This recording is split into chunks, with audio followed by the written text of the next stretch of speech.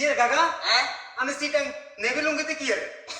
আরে সদি এসব দেখেছস কেন কাকারে হ্যাঁ কাকা আইসি মূলত ওই আগামী শুক্রবার আর নাতনের বিয়ে কে বসে বুঝছস না এটা তো শুনছিলাম বিয়েতে লঙ্গি ডান্স করতে নাচবো তো এই লঙ্গি দুয়ার বলি আইসি কারণ ডবল কিছু দেয়া টেয়া গেলে তো আবার সমস্যা দেখবে কি আছে